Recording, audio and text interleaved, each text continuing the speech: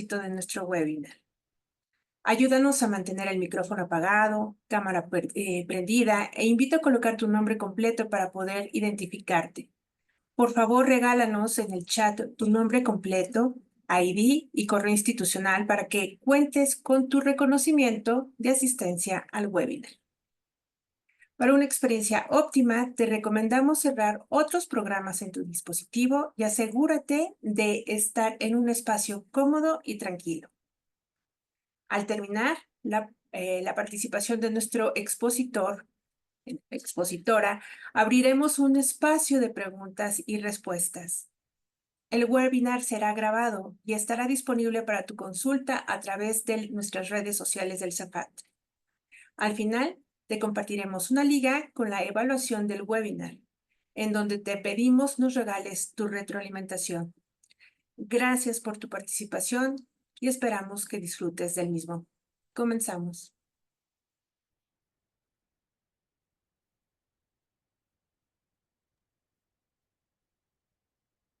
Gracias, Luz.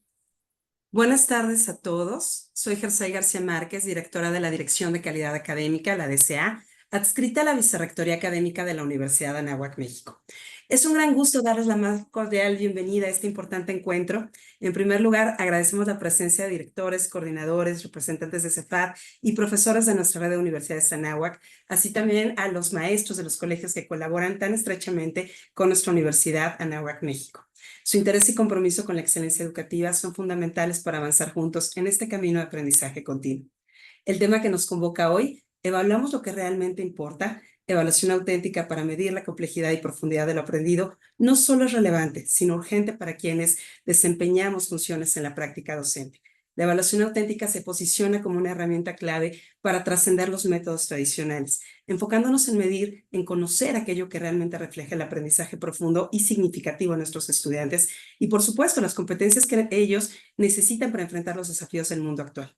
En esta sesión vamos a explorar enfoques innovadores, prácticos, que permitirán rediseñar nuestras estrategias de evaluación, logrando que éstas no solo valoren el conocimiento adquirido, sino también aquellas habilidades críticas de toma de decisiones, de resolución de problemas y, por supuesto, la capacidad de aplicar lo aprendido en contextos reales. Nos honra contar con la participación de la doctora Verónica Villarroel, reconocida experta en psicología educativa y evaluación auténtica. Su amplia experiencia, sin duda, nos va a permitir reflexionar y, lo más importante, transformar nuestra práctica docente hacia una evaluación que responda a las demandas de la educación actual.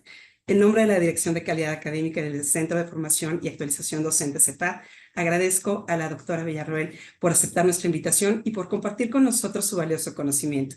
Sin más, cedo la palabra a la maestra Laura Gamboa Bello, directora del CEPAD, quien nos brindará unas palabras de apertura para iniciar el webinar. Sean todos muy bienvenidos. Muchas gracias, Gersel, por dar la bienvenida a este webinar de un tema que es actual y muy necesario para todos los que somos docentes y buscamos actualizar, pero sobre todo profundizar y reflexionar sobre nuestra práctica docente. Permítame ahora presentar a nuestra invitada especial, la doctora Verónica Villarroel. Ella es doctora en Psicología y magíster en Psicología Educacional de la Pontificia Universidad Católica de Chile, psicóloga egresada de la Universidad de Concepción, académica con más de 20 años de experiencia universitaria en roles que involucran liderazgo y dirección, docencia en pregrado y posgrado, gestión académica, asesoría curricular, investigación y participación en procesos de evaluación y aseguramiento de la calidad. Sus líneas de investigación se enfocan en procesos y prácticas de enseñanza que favorecen el aprendizaje y el desarrollo de competencias en distintos niveles formativos. Actualmente trabaja en la línea de evaluación auténtica para el aprendizaje, habiendo adjudicado fondos para investigar en los niveles escolar, superior y técnico profesional. Ella publica en diferentes revistas indexadas como Scopus, WOS Scopus, y colabora con investigadores reconocidos a nivel mundial. Muchísimas gracias, doctora Villarroel, por acompañarnos. Es un honor tenerla aquí desde Chile y le cedo la palabra. Bien, muchas gracias por la invitación. Agradezco a Laura, a Gersel, a Luz, porque con ellas he tenido comunicación en este tiempo para esta actividad. Y también por la invitación a este webinar y siempre a las actividades de capacitación online en las que he participado. Estoy muy contenta de poder presentar hoy día este webinar sobre evaluación auténtica, que también he desarrollado de alguna forma en los talleres que he realizado en este tiempo con ustedes. Voy a compartir la presentación en estos momentos.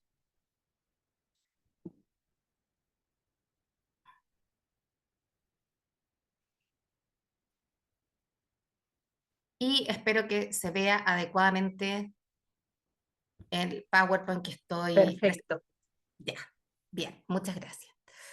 Entonces estamos convocados hoy día, ¿cierto?, a esta actividad donde vamos a conversar un poquitito de un tema relevante que es la evaluación y también una pregunta que yo me comencé a hacer hace un tiempo atrás, que es la que está acá, ¿cierto?, que convoca este webinar, que es evaluamos lo que realmente importa.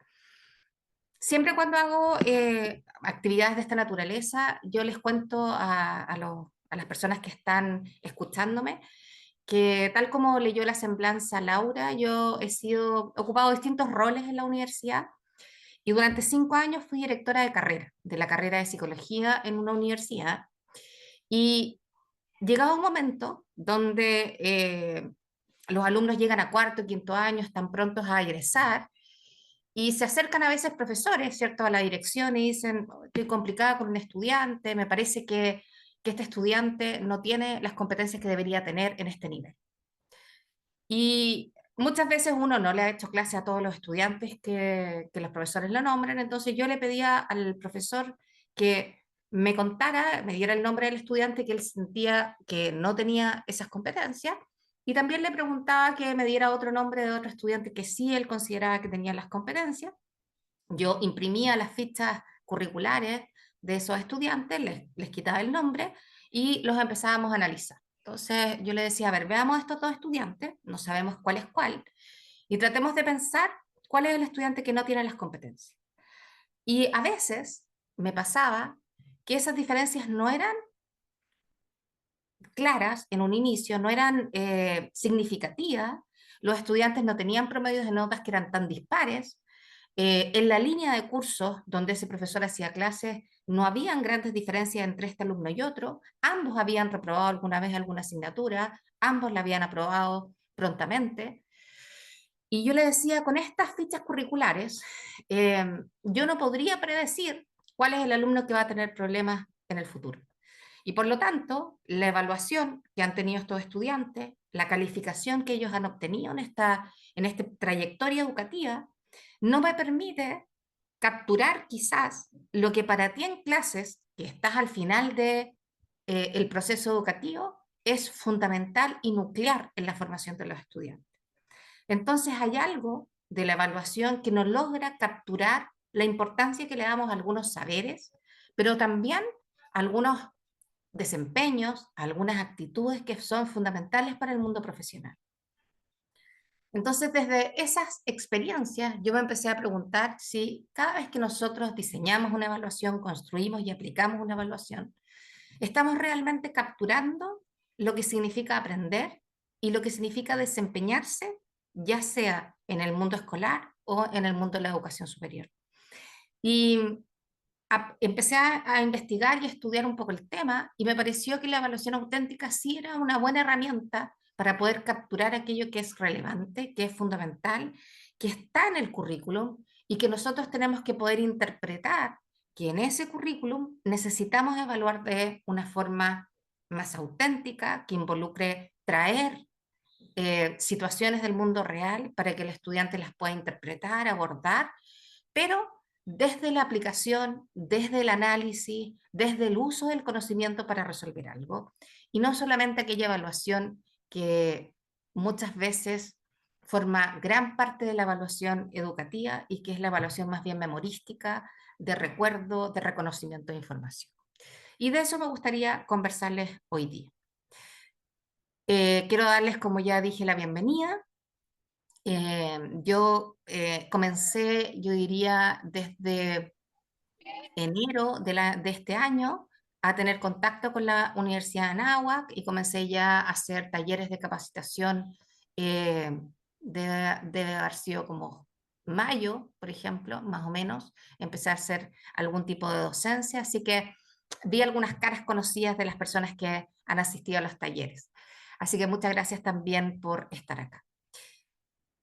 Antes de hablar de evaluación auténtica, me gustaría que nos pusiéramos de acuerdo un poquitito en lo que es la evaluación y la importancia de la evaluación. Nosotros, los docentes, insisto, sé que hay invitados de educación escolar también y por eso tengo algunos ejemplos de esa línea, pero los docentes estamos acostumbrados a evaluar en ocasiones a partir de la experiencia que nosotros tuvimos como estudiantes, es decir, en nuestro paso por el sistema escolar, en nuestro paso por la educación superior, hemos sido permanentemente evaluados. Algo quizás que es lo inalterable del proceso educativo es que siempre vamos a estar siendo evaluados a través de distintos instrumentos, de distintas metodologías. Y a veces esa forma que nosotros tenemos de evaluar no ha sido actualizada en relación a lo que significa aprender. No hemos revisado, analizado, compartido quizás con otros suficientemente ideas respecto a lo que es aprender y lo que se requiere demostrar para dar cuenta de ese aprendizaje. Y en ese sentido la evaluación tiene importancia fundamental. Por un lado, la evaluación tiene que ver, como sabemos, con recolectar, en este caso, información de los estudiantes respecto a cómo han ido aprendiendo, incorporando, usando ese contenido que está dentro de un programa de asignatura, de un sílabo o bien en el currículum vigente. Esa recolección de información nosotros muchas veces la hacemos de carácter formal a través de un instrumento de evaluación como es una prueba, un test. La podemos hacer a través de alguna tarea basada en desempeño, por ejemplo, utilizando una rúbrica de un debate, pero también la hacemos formativamente, es decir, no a través de una calificación o en un instrumento que recoge esa información, sino observando a los estudiantes, escuchando sus respuestas, observando cómo resuelven un problema en la pizarra. Entonces, la evaluación es un proceso que es sistemático y continuo, que no solamente ocurre cuando nosotros calificamos, sino que ocurre de manera permanente en la sala de clases, en el aula, cuando nosotros estamos escuchando a los estudiantes, haciéndole preguntas, haciéndolos pasar a la pizarra o bien aplicando algún instrumento que nos permita sistematizar aquello que los estudiantes demuestran sobre lo que nosotros queremos saber cuánto han aprendido. Y esa información que nosotros recolectamos la tenemos que analizar, la tenemos que interpretar y a partir un poco de los estándares que nosotros hemos establecido que es una buena respuesta, la calificamos muchas veces o bien tenemos una opinión y una percepción respecto al aprendizaje del estudiante. Ahora, esa información que nosotros recolectamos y que nosotros interpretamos de acuerdo a nuestros criterios y estándares, la utilizamos muchas veces para calificar a los estudiantes y saber si ellos aprobaron o reprobaron o van avanzando en su desarrollo y su aprendizaje, pero también la utilizamos nosotros para tomar decisiones pedagógicas respecto a cómo los estudiantes podrían aprender más y mejor, adaptando las estrategias, cambiando las metodologías, ayudándonos con los alumnos que han logrado mejores aprendizajes para que puedan funcionar como tutores dentro del curso, es decir, tomar decisiones que nos ayuden a que todos se encuentren en las mejores condiciones para poder aprender. Entonces la evaluación tiene estas dos funciones. Por un lado, estimar cuánto los estudiantes han aprendido, pero por otro lado, informarnos a nosotros cómo lo estamos haciendo para que los estudiantes aprendan más y mejor y muchas veces cambiar, modificar esas metodologías que estamos ocupando.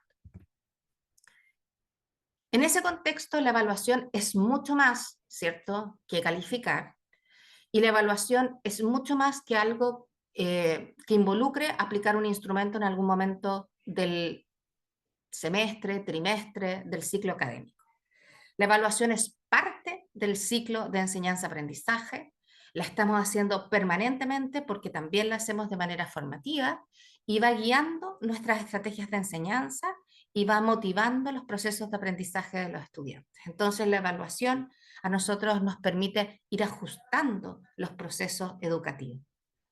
Vamos a partir de la evaluación logrando tener información que es implícita, que es explícita respecto al aprendizaje de los estudiantes, y nosotros vamos entregando esa información a los estudiantes. Es decir, cuando nosotros estamos observando o escuchamos una respuesta del estudiante, nosotros intervenimos y probablemente hacemos algún gesto o entregamos alguna palabra que le informa al estudiante que va bien encaminado en su respuesta, o bien hacemos una intervención para que el estudiante acomode, ajuste, piense en algunas variables para reformular su respuesta. Entonces, estamos entregando información respecto a cómo está su aprendizaje.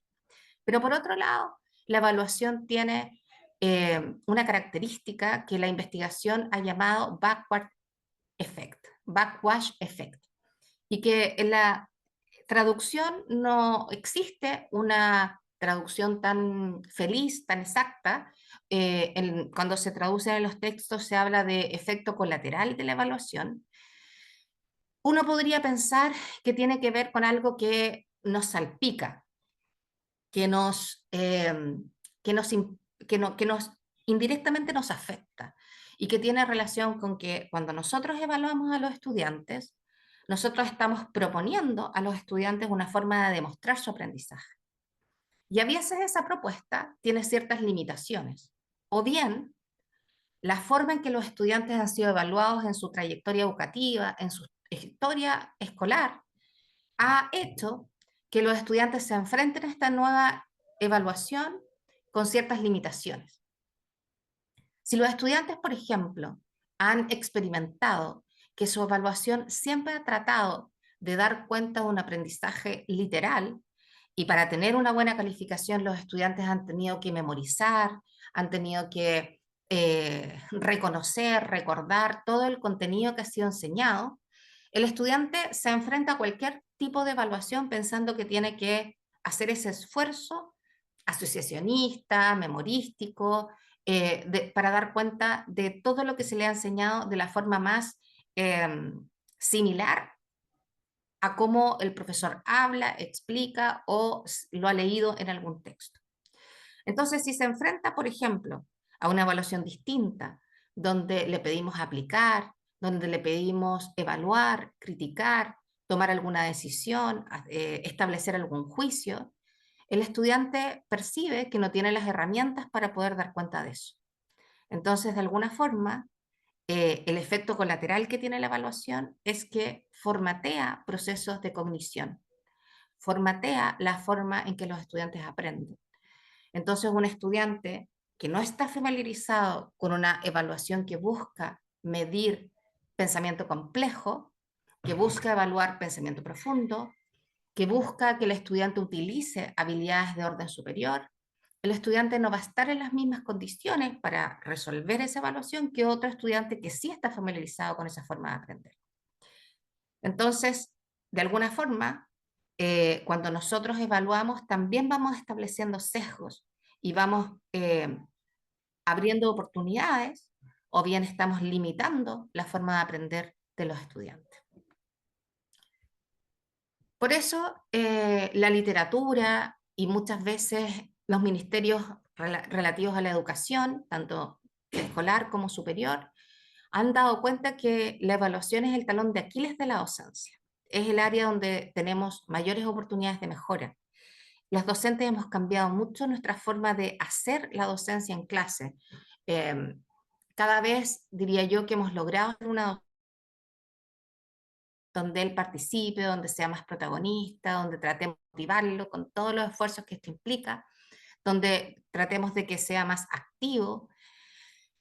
Hacemos trabajos grupales, tratamos de hacer flip classroom, una clase invertida, donde ellos en casa vean todos los aspectos más conceptuales y a la hora de estar con el profesor, aquellos que son más prácticos.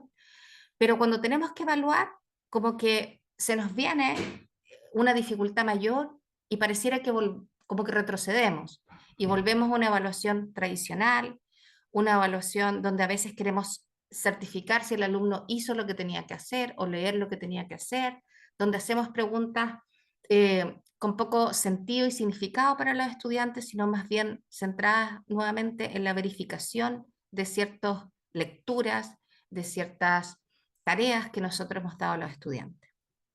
La invitación es avanzar a una evaluación que sea más compleja en términos cognitivos, pero al ser más compleja, que tenga más sentido y que sea más motivante para el estudiante, como es la evaluación auténtica.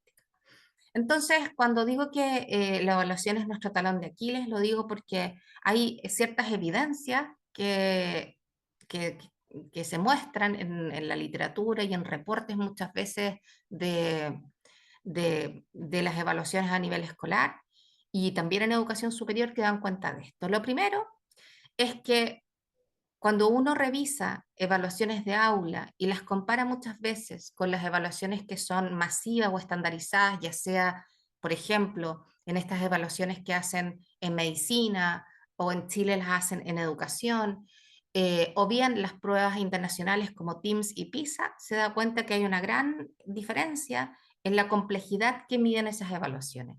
Las pruebas que tienen que ver con estas pruebas estandarizadas muchas veces tienden a medir distintos niveles de complejidad, entonces hay un nivel que es más memorístico, hay un nivel que es más analítico y más de transferencia, pero el memorístico tiende a ser en un menor porcentaje o ponderación de la evaluación.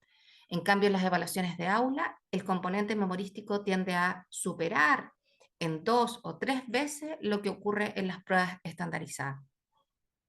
Por otro lado, muchas veces los estudiantes no se les exige en estas evaluaciones que ellos lleguen a habilidades que son más complejas como analizar, aplicar, proponer resolución de problemas, modificar, hacer sugerencias, tomar ciertos desempeños de la vida cotidiana para poder aplicarlos e interpretarlos en la evaluación.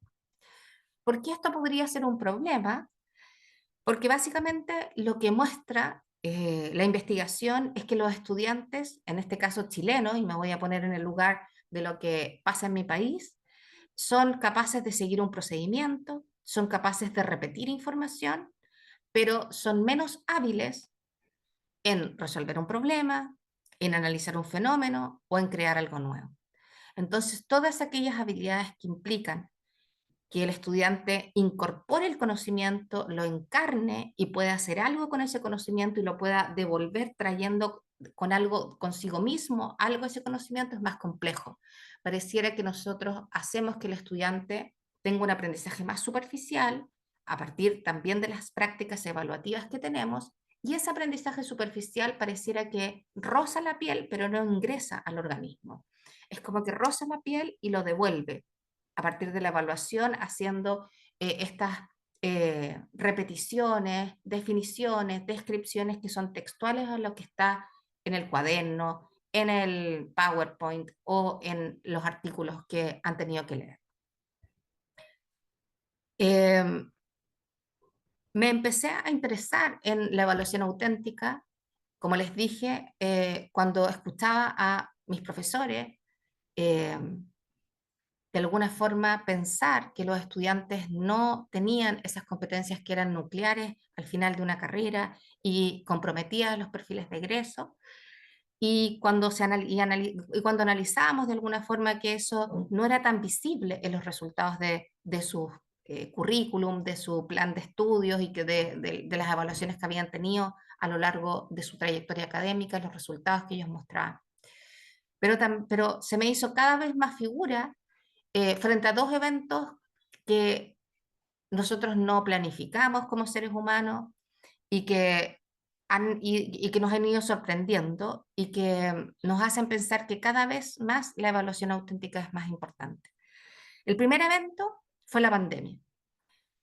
La pandemia, que es algo que todavía ni siquiera, creo, todavía no logramos visualizar el impacto y las secuelas que ha tenido en el desarrollo y aprendizaje de nuestros estudiantes, y digo en el aprendizaje en general, que incluye lo socioemocional,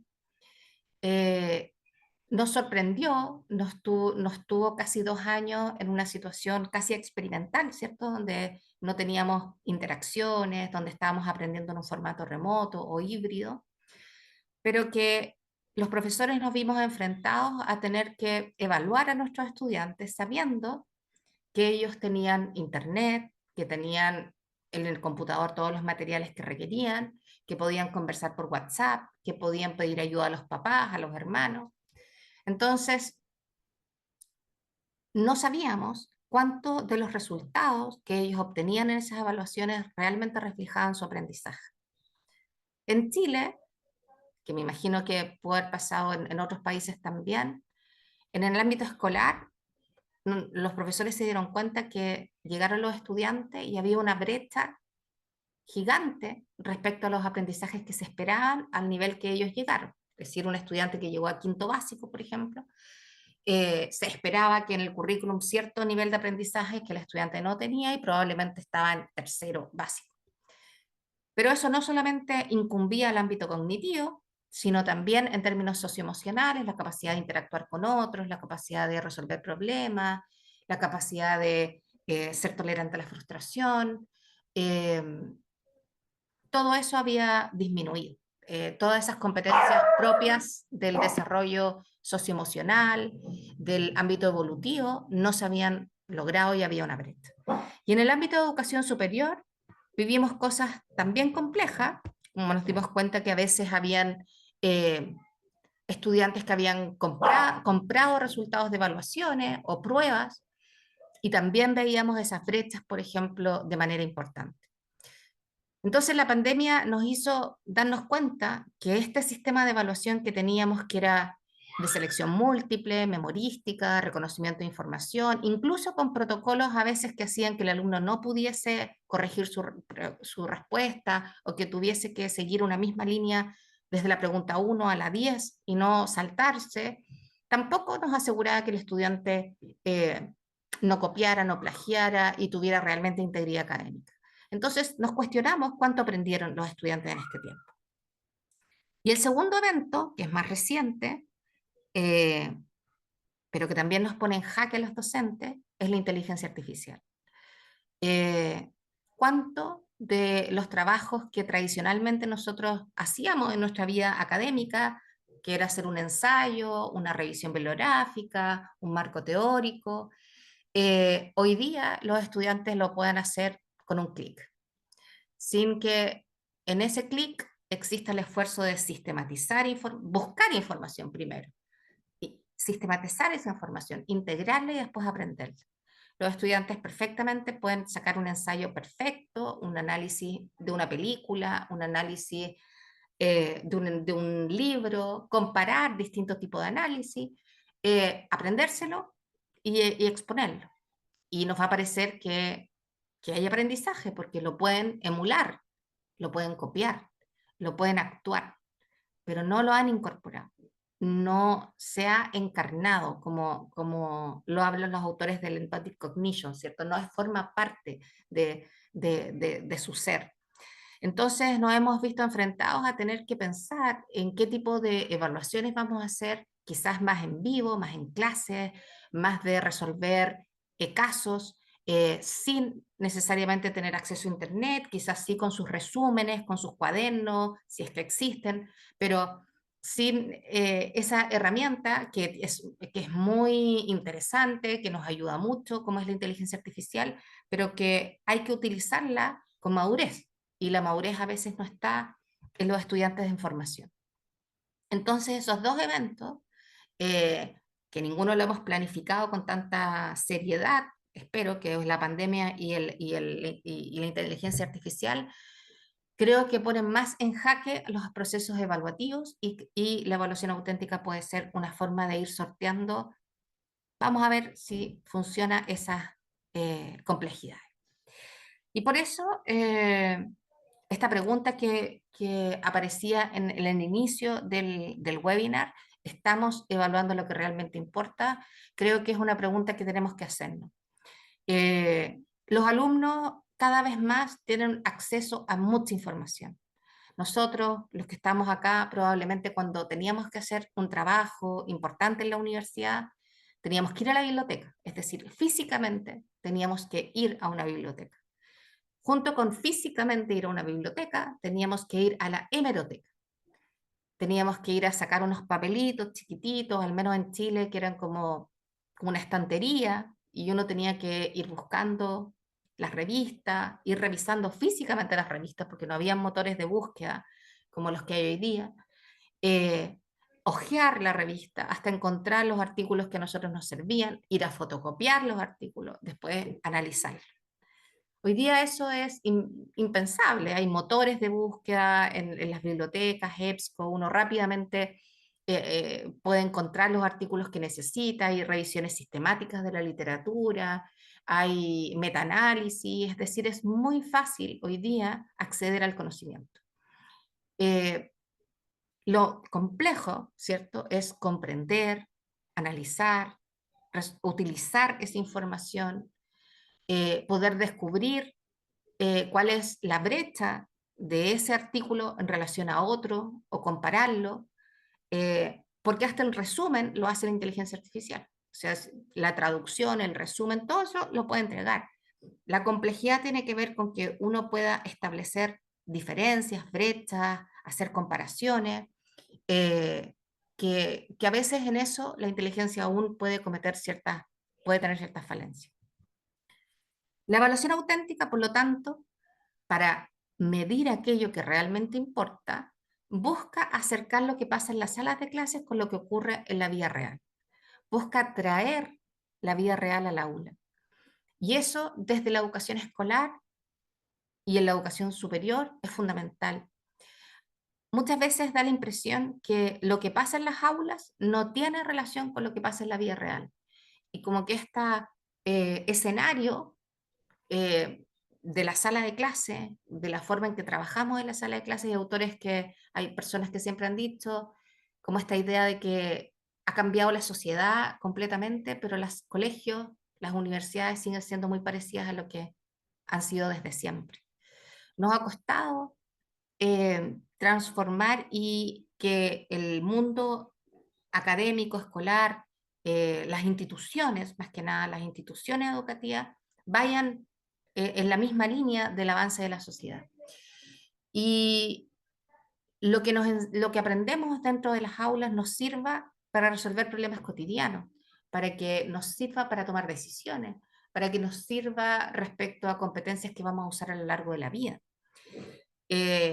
Los autores que hoy día hablan de aprendizaje profundo, como Fulan, como Perkins, siempre lo asemejan a aquel aprendizaje que te acompaña en la vida.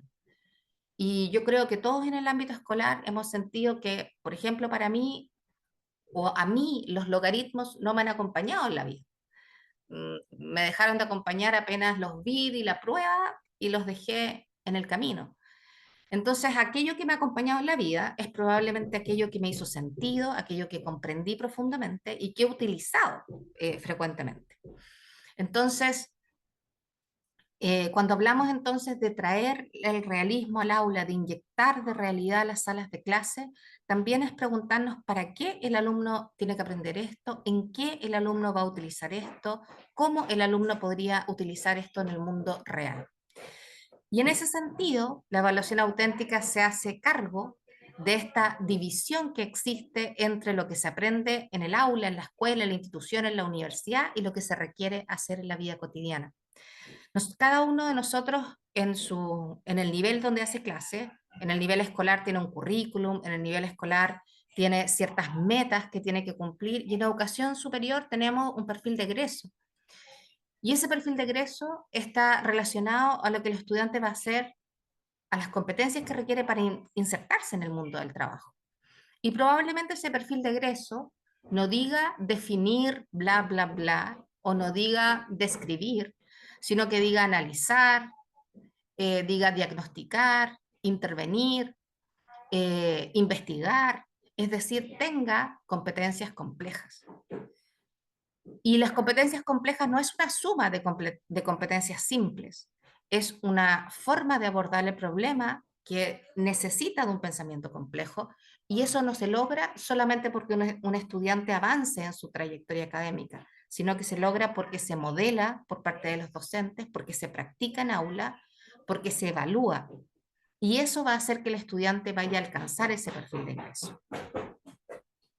Cuando hablamos de autenticidad, y esto todavía no es sinónimo de evaluación auténtica, sino que quiero definir el constructo. La literatura en general lo lo plantea como realismo, como sinónimo de realismo, porque de alguna forma vinculamos el conocimiento curricular con la vida cotidiana. Es decir, buscamos que el estudiante utilice, buscamos que el estudiante necesite el contenido para abordar un problema de la vida real. Y ese problema de la vida real puede ser práctico, como por ejemplo llevar las finanzas de su casa durante un mes y tener que ahorrar un cierto porcentaje, por ejemplo llevar las cuentas de luz, agua, gas y hacer un estudio durante, voy a inventar, 3 meses y poder reducir los costos en un porcentaje y demostrar eso y la evaluación tenga que ver con ese logro, o bien darse cuenta, como hace poco me tocó hacer una actividad, una capacitación, un taller largo en una universidad en Ecuador, y ellos tienen un problema grande en términos de electricidad. Se corta la luz una parte importante del día.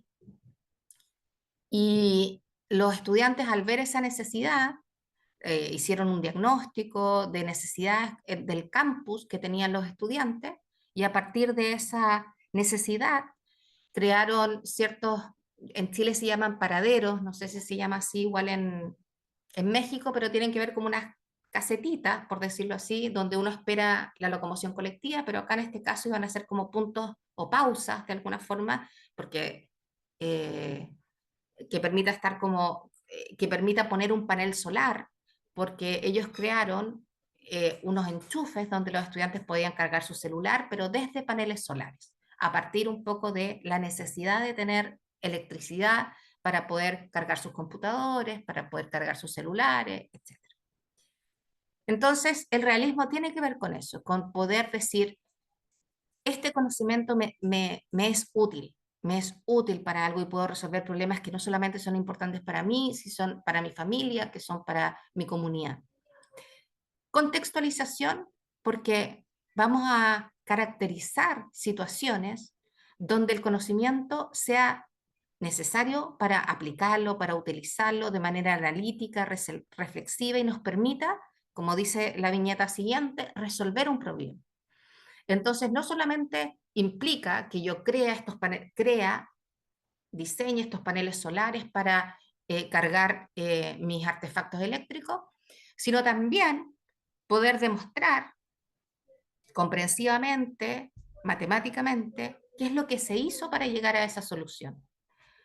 Entonces, es muy relevante que la evaluación auténtica no solamente nos quedamos con un producto, que no solamente nos quedamos con algo práctico, sino que detrás de eso práctico hay todo un aprendizaje formal que hay que dar cuenta.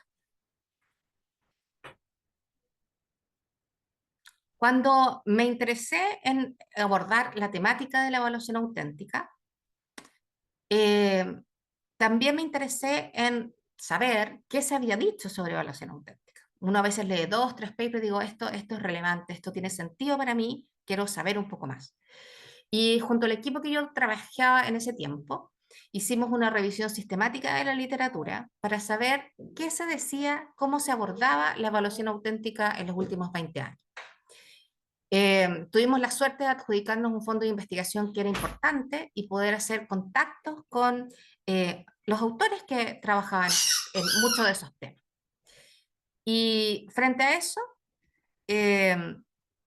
logramos publicar un artículo que es el primero que aparece acá, el 2018, que se llama Authentic Assessment, y que tiene que ver con un nombre que se lo puso justamente la segunda autora, que es Susan Blocksom.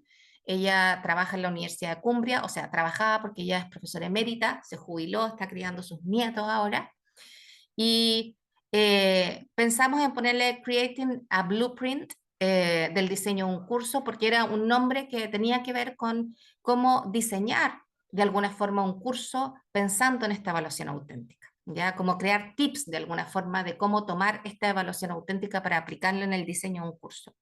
Porque la evaluación auténtica, hasta ese momento de alguna forma, se hablaba mucho como de la importancia de aplicar el saber, la importancia de usarlo, la importancia de que fuera un problema realista, pero no había un paso a paso, no había etapas, no había una idea de cómo implementar la evaluación auténtica. Y el avance que nosotros hicimos fue, a partir de esta revisión sistemática de la literatura, proponer un camino que en este caso lo hicimos pensando en prueba escrita, porque era lo que menos había cambiado. Las personas hacían más tareas basadas en desempeño y ocupaban rúbricas, pero la prueba escrita tendía a ser muy tradicional.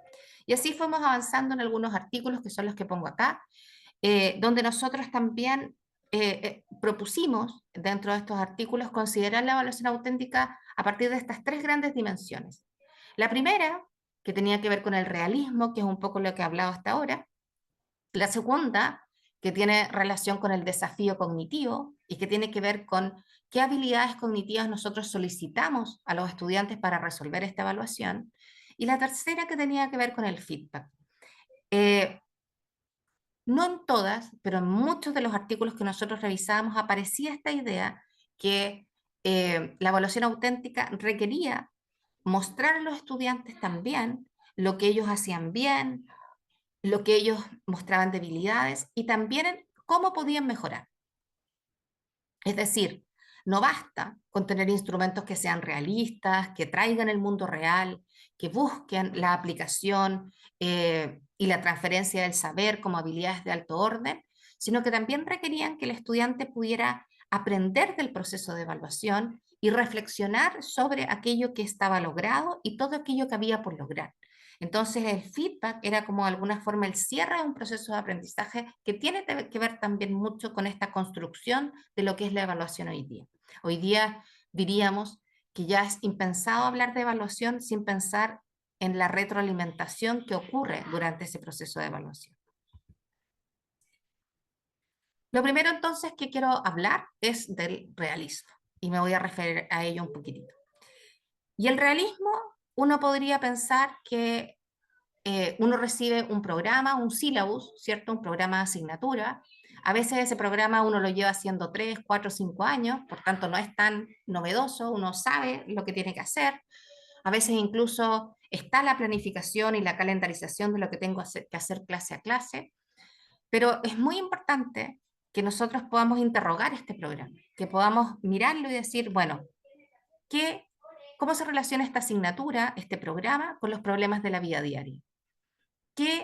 ¿En qué me puede ayudar este programa respecto a lo que los alumnos viven cotidianamente en su vida, valga la redundancia, pero también en lo que van a hacer en el futuro laboral? ¿Qué situaciones o fenómenos del mundo cotidiano pueden resolver los estudiantes con este conocimiento que la asignatura le va a entregar? Hay conocimientos que tienen que ver más con las matemáticas, hay otros que tienen que ver más con la ciencia, hay otros que tienen que ver más con la filosofía. Bueno, quizás hay muchos ámbitos de la filosofía, de la ciencia, que nos van a ayudar a entender fenómenos cotidianos, noticias, conflictos.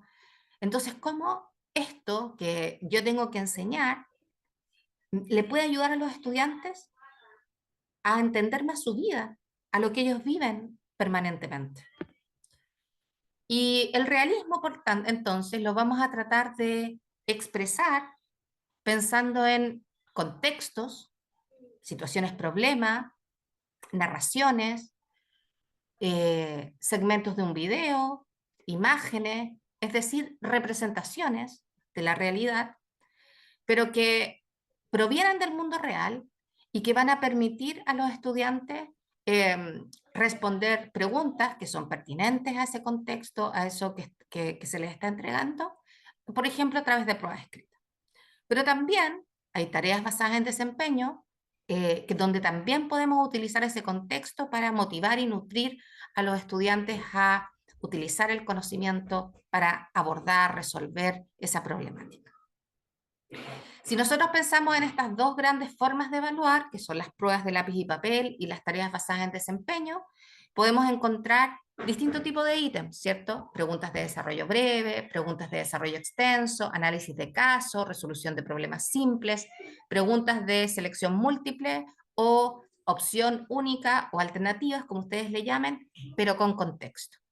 Es decir, si vamos a querer utilizar la evaluación auténtica, lo vamos a hacer utilizando ese tipo de ítems, ¿ya? Los que no están, preguntas verdadero y falso, selección múltiple, preguntas de completación.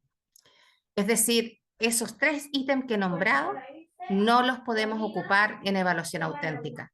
¿Por qué? Porque no miden pensamiento complejo, porque no ayudan a construir con pensamiento complejo. Entonces, en realidad, si nosotros queremos medir pensamiento complejo, tenemos que ocupar ese tipo de ítems, pero siempre con algún contexto, como lo vamos a ir viendo más adelante. Las tareas basadas en desempeño es todo aquello que no es una prueba escrita, como presentaciones orales, debates, observación, portafolio, aprendizaje basado en problemas, ensayos, trabajos bibliográficos, póster, aprendizaje por proyectos, informes. Pero también vamos a utilizar contextos como vamos a ir viendo más adelante. ¿Por qué es importante el contexto? Primero, es importante el contexto porque de alguna forma es una representación que nosotros tenemos que interpretar. Entonces, cuando tenemos que interpretarlo, ya hay un ejercicio cognitivo que tenemos que hacer. Y lo segundo es porque, tal como lo ha dicho un autor que es muy importante, que es Jeremy Brunner, es un autor judío, pero que trabajó casi toda su vida en Estados Unidos, en Harvard, y él partió siendo un constructivista, más bien en la línea piagetana, terminó siendo un constructivista más en la línea vygotskiana, y él hizo un libro y se preocupó mucho de estudiar la cognición, hizo un libro que se llama Fabricantes de Historias. Y en ese libro él decía que de alguna forma los seres humanos somos fabricantes de historias, construimos historias acerca de nuestra vida, acerca de los eventos que tenemos que interpretar, de nuestro país, y nuestra forma de relatarlo es a partir de historias. Entonces el ser humano le es más fácil comprender desde el formato narrativo, le es más fácil entender el mundo desde el formato narrativo. Hay un experimento, que también siempre lo comento, que lo hizo una autora que se llama Catherine Nelson, hace años atrás, tiene que haber sido la década de los 80, donde a un grupo de pequeños niños de educación de párvulo, de kindergarten, se les llevó a un museo.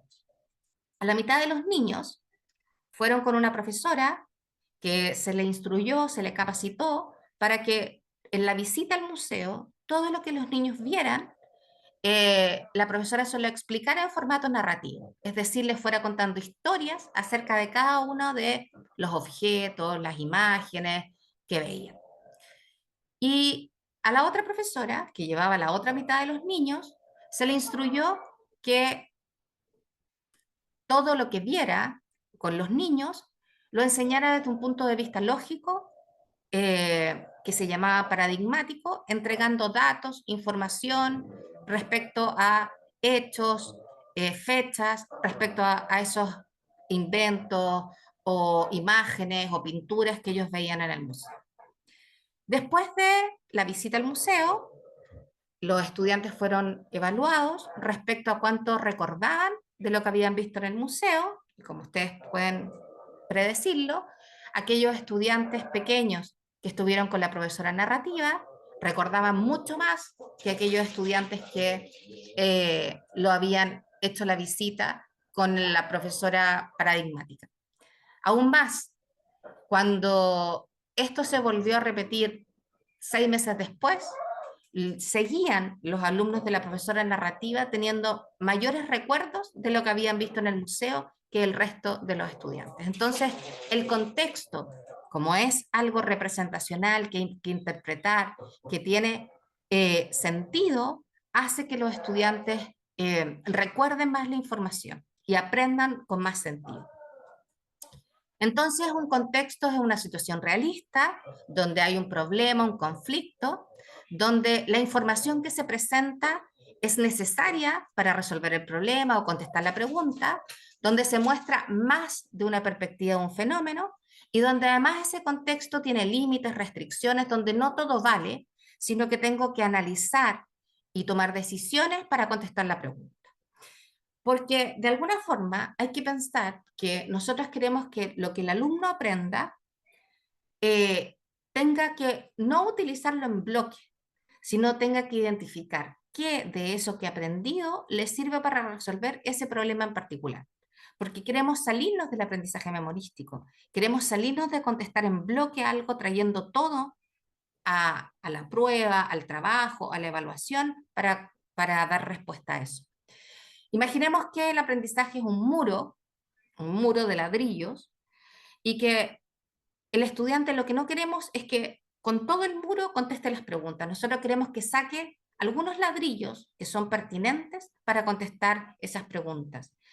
Y no queremos que saque siempre los mismos ladrillos. Queremos que él vaya descubriendo qué ladrillos le sirve desde este muro para dar cuenta del aprendizaje que se requiere en cada una de las situaciones problema. Algunos ejemplos, y traje algunos de educación escolar y otros de educación superior. Esta es una pregunta del área de ciencias, de colegio, me parece que es de secundaria o iniciando secundaria. Dice, un chef preparó al mediodía una ensalada de tomates muy bien aliñada con sal. Necesitaba una zanahoria para preparar otra ensalada, pero tenía una que estaba algo añeja, por lo tanto pensó que la mejor solución era dejarla en un recipiente con agua. Después de 2 horas, volvió a preparar la ensalada de zanahoria. Al observar la ensalada de tomates, se da cuenta que ya no se veía apetitosa, había cambiado de aspecto, volviéndose principalmente jugo de tomates. En cambio, la zanahoria estaba fresca, apetitosa, llena de vida y color. La pregunta dice, considerando lo que has aprendido en clases sobre el tema, comillas, mecanismos de transporte, infiera qué proceso biológico ocurrió en esta situación y explícaselo al chef a partir de 2 argumentos. Entonces vemos una situación cotidiana que se tiene que interpretar desde la biología, utilizando seguramente temas de las membranas, la permeabilidad, la sal, la deshidratación, pero entender este fenómeno desde ese punto de vista y explicarlo. Otro ejemplo, pero de selección múltiple. Se reportó un brote de ETA que afectó a 15 personas. Las personas afectadas reportaron haber consumido quesos frescos. Entre los síntomas mayoritariamente reportados destacan vómitos y diarrea. De las 15 personas afectadas, 4 fallecieron y 4 mujeres embarazadas sufrieron una interrupción de su embarazo. Considerando los síntomas enunciados, identifique a qué tipo de ETA corresponden y aparecen ahí las opciones de respuesta. Desde todas las lineamientos y también las asesorías con que hemos trabajado, al menos en Chile nosotros hemos establecido que 4 opciones de respuesta es lo indicado. Yo sé que en México en ocasiones hay 3 opciones de respuesta, ¿ya? Pero en general nosotros tratamos que sean 4 para que sea una pregunta de mayor complejidad y que de esas 4 opciones tengan una extensión similar y que no existan dentro de las opciones algunas como todas las anteriores, ninguna de las anteriores, solo A y solo B, sino que sean igualmente competitivas. Este es otro ejemplo, que es el último que quiero dar, es de selección múltiple, y me gusta porque es un curso de cine, o sea, un curso de fotografía de la carrera de cine, y que se hizo esta pregunta a partir de un taller que yo hice tiempo atrás. Dice, estamos realizando un comercial para una panadería. El guión establece que se debe hacer un primer plano de un pan de molde, donde debe quedar en evidencia la textura de la harina integral con la que está hecho. Para eso debemos utilizar o preparar la cámara con el lente adecuado y de acuerdo a los requerimientos del guión, cuál es el lente indicado, y aquí aparecen las 4 opciones. Esta es una tarea basada en desempeño. Y les voy a dar ejemplos porque para comprender también que también las tareas basadas en desempeño necesitan de algún tipo de contexto. No necesariamente el alumno tiene que encontrar solo el contexto. Esta es una tarea basada en desempeño, que es un aprendizaje basado en problemas, donde se entrega un contexto, que es el primer párrafo, y el segundo párrafo que que está acá en esta lámina, yo lo agregué, ¿ya? Para explicarlo. Pero en el fondo dice así, los hijos de la familia Urrutia les plantean a sus padres que quieren hacer un cambio en la dieta familiar que hasta ahora ha sido tradicional chilena. La familia está compuesta por sus padres de 50 y 55 años, su abuelo de 76 con cáncer de próstata y la abuela de 72 con enfermedad de diabetes. 3 hijos adolescentes de 22, 19 y 17 años, y el menor Pedro de 9 años. Desde la incorporación de Joaquín a la carrera de kinesiología, la enfermedad de piel atópica de su hermana Cristina y la incursión de yoga de Inés, los 3 más grandes, estos han pedido hacer cambios en la alimentación, pero entre ellos no están de acuerdo en cómo debería ser esta. Los padres están confundidos y deciden investigar el tema. La profesora entrega ese contexto, los alumnos tienen que seguir los pasos del aprendizaje basado en problemas y por tanto primero se ve si se entiende el caso, las preguntas, los conceptos, las dudas, después ellos en grupos analizan cuál es el problema, cuáles son las metas de aprendizaje, por qué tienen que investigar ese tema y la profesora los reúne en grupos de 4 alumnos y ellos tienen que investigar el tema y proponer una solución, ¿cierto? A partir de trabajo en aula, trabajo en casa, etc. Y esto es un contexto de un debate. Yo siempre menciono esto, a veces estamos un poco limitados con los debates y pensamos que siempre tiene que ser en temas valóricos y sí podemos hacer debates en temas disciplinares. Por ejemplo, este es un debate en derecho, de la carrera de Derecho. El profesor crea debates pequeños, o sea, contextos pequeños. Cada debate tiene un contexto distinto, un tema distinto, que no es un tema, es un problema distinto. Y en este caso es el siguiente, dice, Pedro ingresa a una vivienda desde la cual sustrae diversas especies, para lo cual rompe una ventana. La casa se encuentra ubicada en la playa y sirve como segunda vivienda de su propietario, quien acude a ella 2 semanas durante el verano y esporádicamente algunos fines de semana para descansar con la familia. Pedro está siendo juzgado por delito de robo y existe una discusión de los abogados respecto a su valoración jurídica en relación al tipo de vivienda. Y acá hay 2 grupos debatientes. El primer grupo debe sostener que la casa de veraneo debe ser tratada como lugar destinado a la habitación y el otro grupo debe sostener la postura que la casa de veraneo debe ser tratada como lugar no habitado. Y eso implica investigar jurisprudencia, investigar respecto a cómo se ha fallado en casos anteriores, qué penas tendría un caso u otro. Tienen 2 semanas para estudiarlo y después debatirlo y es un tema disciplinario. No voy a dedicarme a ver más ejemplos, pero tenía más ejemplos de educación escolar, pero quiero avanzar para no, siempre estimo no también los tiempos porque soy buena para hablar, entonces no me quiero demorar más de lo hablado. El segundo, cierta dimensión, tiene que ver con desafío cognitivo. Ya les he mostrado y esta presentación la voy a entregar al grupo de Cefat para que la puedan compartir, pero ya les he hablado del realismo, de traer el contexto, la realidad al aula, pero también hay que hacerlo para exigir a los estudiantes, pedirles que utilicen habilidades de orden superior para resolver estos problemas. ¿Por qué? Porque toda la investigación ha mostrado que cuando uno ocupa habilidades de orden superior, aprende con mayor profundidad y recuerda de manera más estable lo que ha aprendido. Y esto ya se ha probado con muchos experimentos y también estudios en profundidad cualitativos respecto a este tema. Pero también lo que se ha probado de alguna forma es que esto no se aprende por madurez cognitiva, sino que se aprende por práctica. Es decir, cuando nosotros hemos estado sometidos a resolver problemas de esta naturaleza. Cuando hemos visto en clases al profesor resolviendo, modelando, explicando cómo se resuelven esos problemas. Incluso más, hay muchos estudiantes que son muy buenos alumnos en tareas que implican reconocimiento y recuerdo de información y que son los mejores de la clase. Pero cuando los enfrentamos a aplicar el saber, a resolver problemas, a utilizar el conocimiento, no son igualmente hábiles. Es decir, no son necesariamente habilidades que van imbrincadas, sino que a veces hay que practicar la una y la otra. Es decir, aprender a memorizar y recordar, pero también a utilizar ese conocimiento.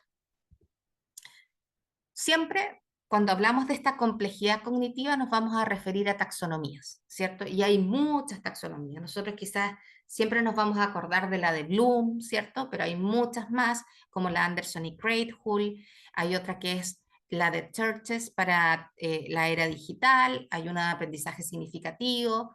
Hay una que me gusta mucho que es la de Biggs, que es el mismo que habla de la alineación constructiva del currículum, que es la taxonomía de Solo.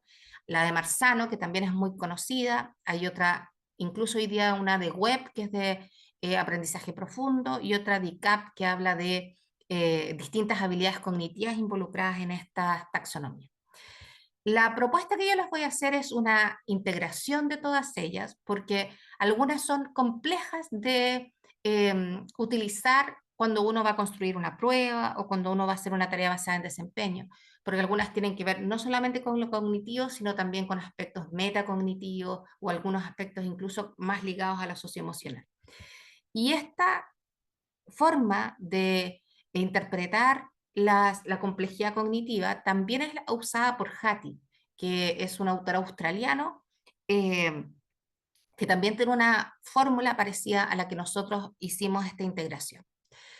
Y la propuesta, porque sentimos que es más fácil de administrar, tiene que ver con 3 niveles de complejidad cognitiva. El primero, que está en rojo, que tiene que ver con todas las habilidades cognitivas donde nosotros pedimos recordar o reconocer información o datos, y que son las más bajas de la complejidad, ¿cierto? Como, con verbos como definir, describir, nombrar, identificar, etc. Un segundo nivel de complejidad, donde están todas aquellas habilidades que son de manejar información o analizar información. Yo siempre digo como masticar un poco más el conocimiento, cuando tenemos que comparar, aplicar, analizar, debatir, argumentar, organizar, sintetizar, etc. Y un tercer nivel, que son todas aquellas habilidades donde se despliega un desempeño cognitivo que involucra a la cognición, como construir, crear, diseñar, proponer, decidir, evaluar, juzgar, innovar, diagnosticar. Cuando nosotros, especialmente estamos en la universidad, ¿cierto? Nosotros vamos a la universidad y egresamos para llegar a habilidades de nivel 3. Los perfiles de egreso en general están en habilidades de nivel 3. Es decir, ¿para qué aprendemos? Es para solucionar problemas, para llegar a un diagnóstico, para proponer un cambio o modificar algo. Pero no vamos a llegar, insisto, solamente porque llegar al 10º semestre o de una carrera, sino que tenemos que practicar los distintos niveles de la carrera, pero con distinta ponderación, ¿cierto? Y estos resultados de aprendizaje, perdón, y estas habilidades cognitivas van a estar presentes en los resultados de aprendizaje. ¿Qué es lo que queremos enfatizar en el resultado de aprendizaje? Es que en todos, normalmente los programas de estudio y finalmente en los perfiles de egreso, hay declaraciones respecto a lo que un aprendiz va a ser capaz de hacer, ¿cierto? Y esas declaraciones hablan de un verbo de acción, de un objeto y de un contexto. El resultado de aprendizaje, tal como hoy día se entiende la planificación en reversa o backward design, ¿cierto? Guía la estrategia de evaluación. Y es la estrategia de evaluación lo que guía la enseñanza, no al revés. Intuitivamente nosotros siempre cuando pensábamos en planificar una clase, pensábamos en contenido, enseñanza, evaluación.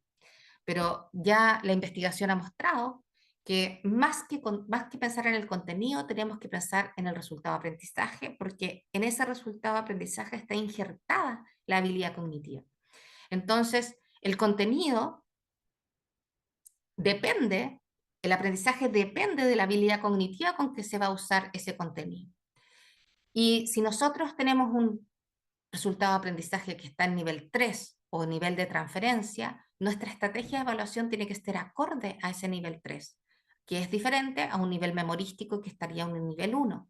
Y luego, la estrategia de enseñanza debe permitir que el estudiante pueda rendir una evaluación de la complejidad del resultado de aprendizaje. Por tanto, la estrategia de enseñanza también cambia.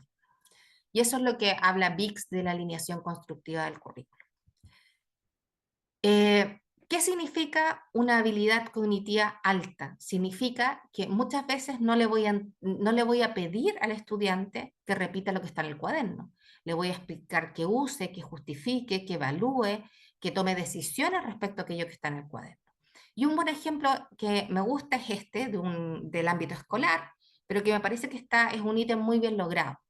Dice, debido al calentamiento global, este verano ha sido el más caluroso de las últimas décadas. Dentro de las medidas que se han propuesto para disminuir la producción de gases que causan el efecto invernadero, se encuentran las siguientes ideas: aumento del uso de autos eléctricos, promoción de compostaje de materia orgánica, reciclaje, favorecimiento de la forestación, disminución de la producción de ganado bovino y evitar desperdiciar agua. La pregunta dice, justifique 2 medidas de las antes mencionadas que tendrían el mayor y más directo impacto en la disminución del efecto invernadero en tu región. ¿Por qué es una buena pregunta? Porque tradicionalmente hubiésemos preguntado, nombre las medidas que se podrían tomar para evitar el efecto invernadero. Y esa es una pregunta que rebota en nosotros, es decir, la aprendemos, lo devolvemos. No forma parte de nosotros. No la encarnamos, no la usamos después. En cambio, acá nos dicen cuáles son los efectos invernaderos. Pero yo tengo que analizar cuál de ellas es más necesaria donde yo vivo. Quizás yo vivo en una región de producción de leche, de carnes, como ocurre en el sur de Chile, donde hay muchas vacas, donde la ganadería y todo lo que tiene que ver con los lácteos es la producción de la región. Entonces tampoco puedo disminuir todo, pero sí podría tomar medidas en relación a ese contexto donde yo vivo, que quizás es distinto si vivo en el norte de Chile, donde es árido, donde está el desierto, donde falta agua, y hay otras medidas que son más importantes. Entonces en este caso tengo que investigar, tengo que analizar, tengo que ponerme en el lugar de la región y de muchos aspectos de la región para tomar decisiones. Esta es algo más procedimental, me parece que es un técnico en enfermería, y dice, menor de 16 años, presenta tos seca, escalofríos, refiere mucho malestar estomacal, presenta cefalea y pirexia de 39,5 grados Celsius. El menor presenta claros signos de deshidratación en cavidad bucal y en piel. Explique 5 cuidados de enfermería a aplicar para estabilizar a este paciente. Entonces, esos 5 cuidados no son para cualquier paciente, son para un paciente que tiene estas características. Y este también me gusta mucho, lo voy a leer, es de desarrollo extenso. Dice, es necesario iluminar y escoger la óptica que se utilizará en una escena. El guión indica que la situación ocurre de noche en un bosque, es una persecución, en que el protagonista debe evidenciar nerviosismo y cansancio. El director es partidario de narrar esta escena en un estilo documental. Al protagonista lo persigue un grupo de 4 personas con perros y linternas. Esta escena, según el guión, tiene una duración en pantalla de 2 minutos y el plan de rodaje considera 6 horas de trabajo para llevarlo a cabo. El ocasionista propone un lugar en la precordillera a 1 hora de Santiago sin luz eléctrica. Entonces aquí hay ciertas condiciones que se ponen en el caso y que hacen que no cualquier solución sea la adecuada. Desde un punto de vista de tu rol como director de fotografía, analiza los desafíos y las dificultades técnicas que presenta esta escena.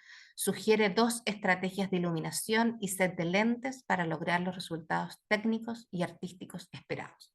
Entonces, es una forma, ¿cierto?, de llevar al estudiante a la aplicación. Y finalmente vamos a ir a la última dimensión, que es el feedback, que dijimos que de alguna forma cierra este proceso de evaluación auténtica. Y el feedback, de alguna forma, es el retorno que tiene el aprendiz respecto a su aprendizaje. Viene del ámbito, en un inicio, ¿cierto?, de la electrónica, de los circuitos, de las teorías de sistema. Y ustedes, que son mexicanos, tienen un artista que siempre lo nombro, que es muy bueno, que es un cantante muy afinado, que tiene una muy buena voz, que canta hace mucho tiempo, pero que también, que le llaman el Sol de México, y que siendo un artista tan famoso y tan querido, también es un artista muy exigente con su orquesta, con sus músicos, con sus coros, y también con los equipos técnicos con que trabaja. Y muchas veces uno ha escuchado que ha suspendido un concierto porque no tiene retorno, porque no se escucha, porque no están las condiciones para que él cante bien. Si pensamos que un artista tan famoso como él es capaz de suspender un concierto por no tener retorno, es decir, no tener feedback, no saber cómo lo está haciendo, no escucharse en relación a cómo lo sigue la orquesta o los coros, aún más importante es para un aprendiz que lleva una carga de experiencias de fracaso escolar, que tiene una carga de baja autoeficacia académica, que tiene una autoestima académica baja. Más aún para los estudiantes en esas condiciones es importante recibir feedback. ¿Cuáles son los pilares del feedback? Primero, que los estudiantes sepan cuáles son sus fortalezas. Y esto no tiene que ver con segurizar al estudiante o acolchonar la crítica, sino tiene que ver con consolidar lo que él ha hecho bien, porque muchas veces ni siquiera eso los estudiantes lo saben, ni siquiera saben por qué tienen el puntaje completo, no tienen certezas. Entonces, el poder informar de lo que ellos hacen bien también consolida ciertos aprendizajes. Lo segundo tiene que ver con mostrar cuáles son los errores, las debilidades, los desaciertos en la evaluación. Y luego entregar consejos sobre cómo mejorar, pero consejos concretos en relación a la evidencia del estudiante, no consejos genéricos. No le vamos a decir tienes que estudiar más, no le vamos a decir tienes que anotar en clases y poner atención, sino que vamos a hablar del error que cometió y qué tendría que hacer para suplir ese error. Y el feedback tiene que ver con estos 4 cuadrantes que aparecen acá. El primero, que los estudiantes logren entender la mente del profesor. ¿Qué es un buen desempeño para el profesor? ¿Cuáles son los criterios, los estándares que el profesor va a utilizar para decir que esto es un buen desempeño o no lo es? Y esto es muy importante porque los profesores no tenemos mentes estándares. A veces nosotros pedimos un ensayo, pero la evaluación que hacemos del ensayo del estudiante no es igual en el profesor A, B o C. Y lo clásico es pensar en un examen de grado, en una comisión de examen de grado. No todos los profesores utilizando la misma rúbrica, la misma pauta, ponen los mismos puntajes. Hay profesores que ponen 20 puntos, otros que ponen 18, otros que ponen 25. Es decir, la interpretación que hacemos de los criterios, de los estándares es distinta. Y por lo tanto el alumno necesita entender cómo el profesor va a corregir, cuáles son los criterios, los estándares, las rúbricas, las pautas que se van a utilizar. Y para ello es muy importante, por ejemplo, preparar al estudiante a la evaluación, llevar ejemplos de evaluaciones de años anteriores y ver cómo los alumnos la contestan, ver desempeños de otros estudiantes y ver cómo los alumnos pueden decir, ah, este desempeño está en un nivel alto, este en un nivel bajo. Es decir, practicar el juicio evaluativo. Estos ejercicios de feedback se pueden hacer antes, durante y después de la evaluación, pero también ayudan al estudiante a pensar y a entender lo que se espera de ellos. El feedback también tiene que dar la oportunidad al estudiante a analizar su propio desempeño, es decir, que ellos después de recibir su evaluación o la retroalimentación del profesor puedan decir algo. El feedback tiene que tener una instancia dialógica. Muchos autores dicen que el feedback no tiene el mismo éxito si los estudiantes no pueden hacer algo con ese feedback. Y ese algo al menos puede ser decir, bueno, efectivamente me equivoqué en esto, efectivamente tengo que mejorar esto otro, esto nunca lo entendí, y poder reaccionar al feedback del profesor. Esto también se enlaza con todas las estrategias y sugerencias que el profesor puede entregar de cómo mejorar. Y sugerencias, insisto, basadas en la evidencia del error del estudiante, no errores genéricos ni transversales a todos. Hasta acá tengo planificada la presentación. Solamente quiero, este es el minuto de contarles que tengo un Instagram profesional, que también lo voy a dejar para que lo puedan mirar, donde yo trato de ir dando sugerencias, tips respecto a la enseñanza y a la evaluación. Me interesa mucho poder aportar. Estoy en esta etapa evolutiva de la generatividad, según Erickson. Entonces, quiero dejar un legado, quiero hacer un aporte a la educación en los distintos niveles. Así que los invito si me quieren seguir. Y finalmente, quiero darles las gracias por este tiempo.